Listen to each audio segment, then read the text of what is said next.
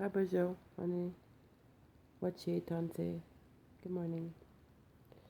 Uh, I was doing some reading this morning after my prayers and smudge, and I was reading the AFN Declaration and how Creator defines our roles and responsibilities, and ain't that the truth? Um, I believe in sovereignty, and I don't believe I live in somebody else's extremes. Although I do my taxes and I do have a status card, and I mean, I can't live without society the way it has been. And that was my study. I have a university degree in sociology, and education has been a very rewarding experience for me because it opened my mind to other cultures and around the world, and that knowing that we're not the only people that have been put down, assimilated colonization, and I learned about a lot about the oppressors become the oppressed, and but that's not why I wanted to have this conversation. I want to have this conversation is because I think that there's a lot of pressure put on women and children in the society, and the men kind of come out smelling like roses, and um, people say that they're the key. Well, if they're the key, then why do women age faster, and why is it that we take on so much? Um, that's not part of the deal. It should be about equality and about being there for one another. Uh, and kind of like, in this Facebook thing where everybody just kind of lurks and waits for you to say something, like reach out, people. If somebody reached out to you, then you should have the respect enough to reach out back. Reach out. Um, there are no, we're not better or worse, we're all the same. We all have our own desires or passions or whatever they are. We have our own path. Um, and I believe that we need to be there, truly be there for one another. And I think that women take on so much, and we have to be gentler with our women and be kinder. You know, this walk, and they talk about kinship, this walk has been a rough one. And when I came out here to get my niece, I had to go through the screening and all of the policy and legislation. And I didn't realize it was going to be that difficult to care for her, like to go through the process. And it was very liberating because it gave me a chance to see the processes and many policies, because this ain't the only process that I've been through. I've been through process after process after process, and I think that's aging in itself. I'm 50. I'm not 30, so I should. How should I behave at 50? Well, I think that your mind wants to go, but your body says no at times, and we start to realize that things that were once important are not. And natural law for me has always been that way.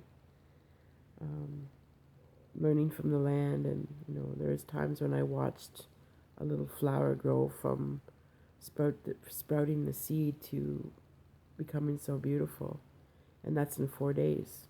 Um, I could begin to tell you the many experiences that I've had on the journey, but it would take probably a couple of TV shows to do that. But it's a really interesting journey because it's a beautiful journey. And, I woke up this morning to the magpies, and I have this story about Nana Bojo and magpie because there's lots of rabbits out here in Edmonton.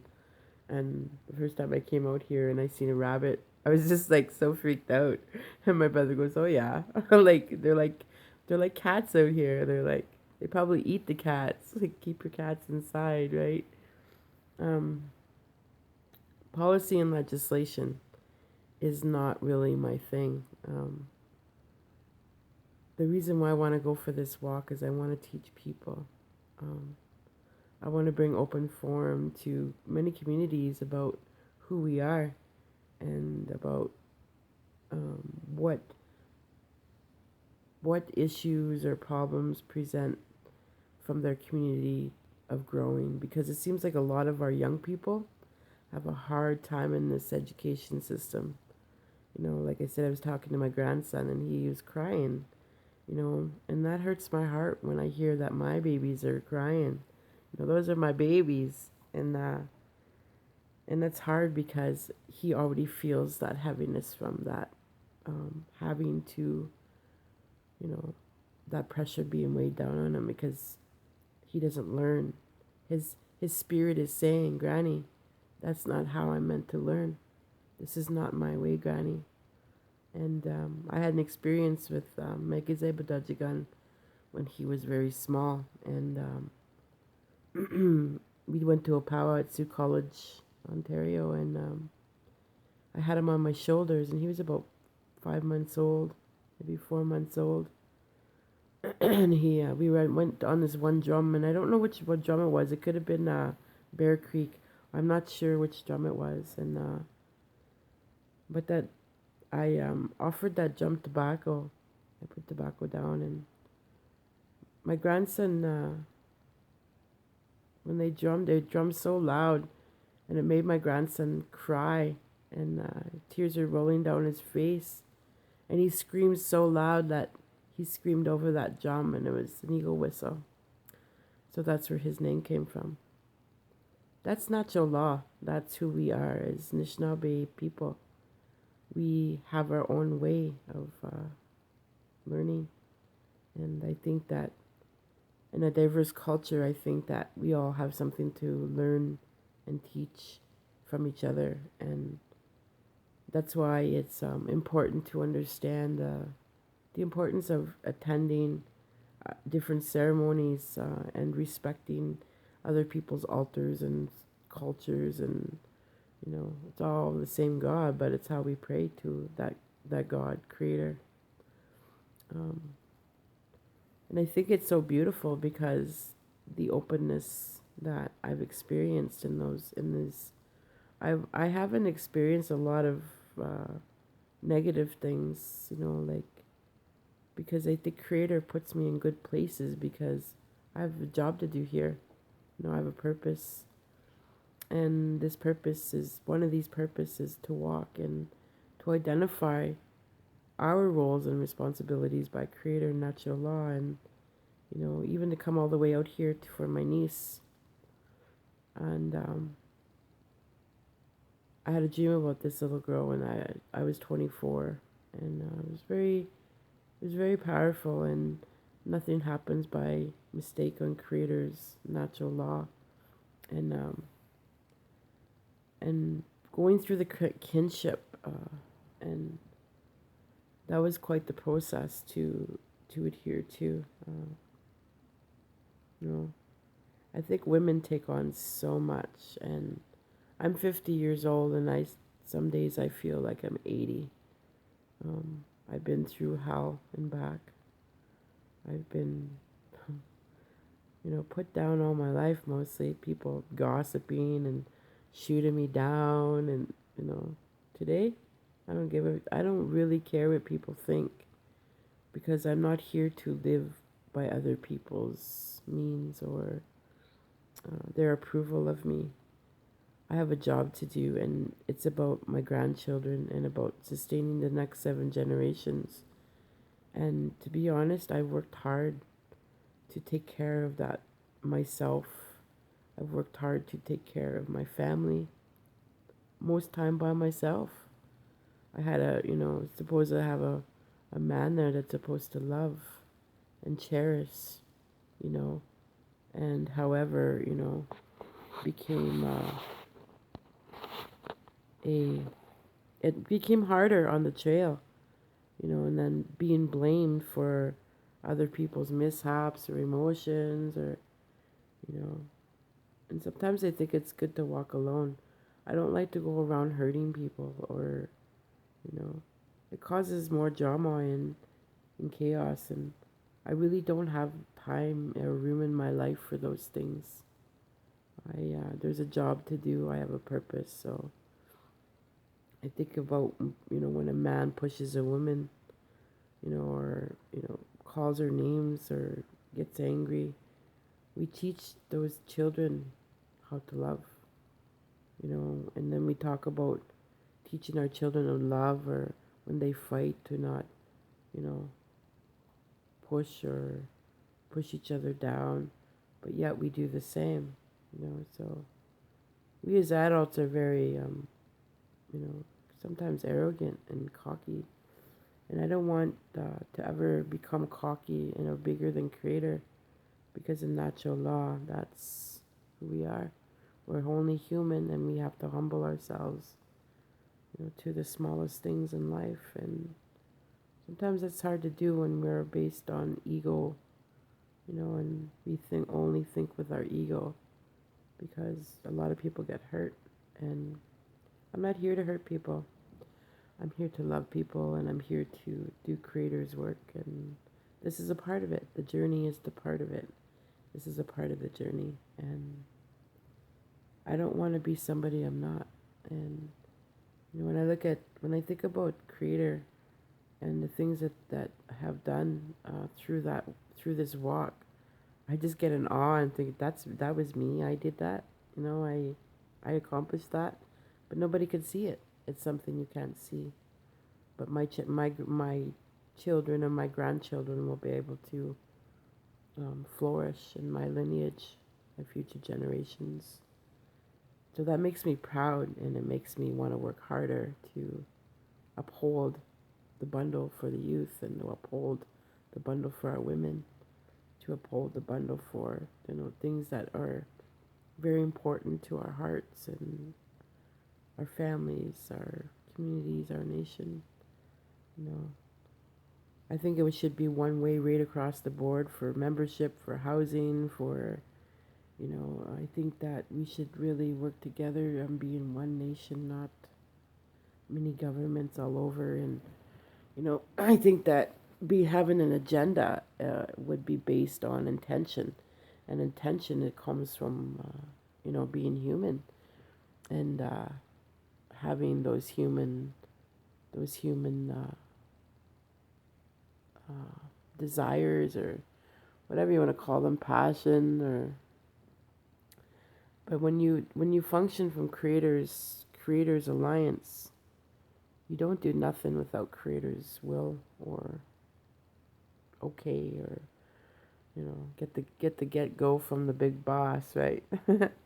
uh, and that's who functions in our world. In my world, I don't do nothing without creator's guidance. Even when I came out here, I asked my nephew to make a fire so I could smoke pipe, so I can see where I was going to go, because at the same time, my grandson was apprehended from his mom, and she was flagged, just like this baby was flagged.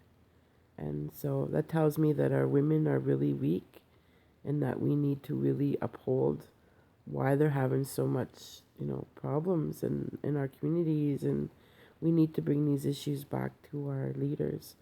And we need to work together from the inside out.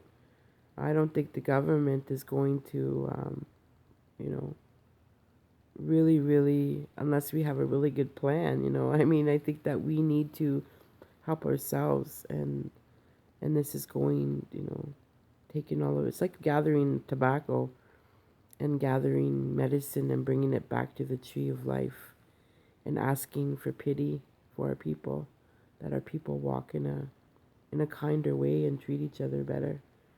I truly believe that's what it's about, and defining our roles and responsibilities.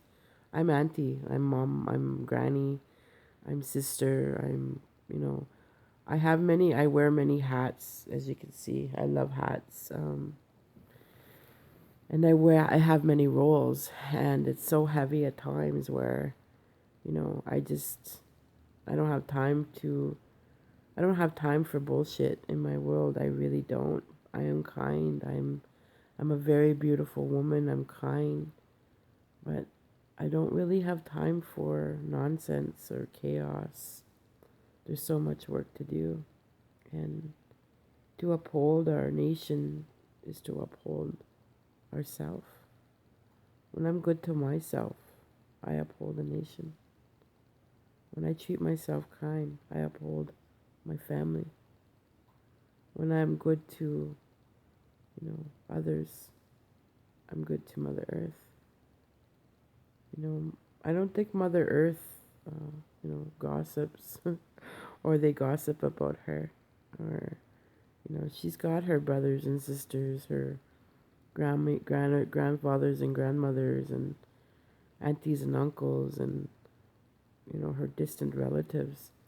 She's got all of her family having her back and her number one, her son, her power, her man, her fire, and he takes care of her, you know. And I think that we have to learn from the natural elements. Water is life, and it's true. I pray a lot with the water and make petitions and do water bundles, make water bundles, and I think it's important to really encourage our women. I have brothers out there, and not once, you know, I have not national leaders for brothers.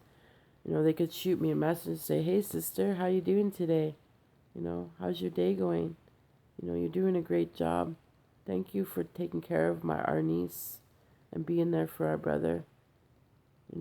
Not once did they message me and say that. Why is that? So that's why I want to do this walk. I want to bring and bridge together families and ask questions and ask the community and families what they want and need from our nation, from our greater nation. And all these prayers and thoughts and are going to go back to Creator and back to the tree of life. And where I think it's important that we, pray together, because a family that prays together stays together. It's simple. I really believe in Creator, and I really believe in Creator's ways and natural law. And I really respect and define my role and responsibility in this path, in this walk. And today is a good day. Today is a beautiful day, and I plan to go and enjoy it. I'm going to go swimming. I've been packing, and I have to make some more contacts. So I wish you all well, a good day, and a good day is the way to pray. Ba ma pi menwa. Mino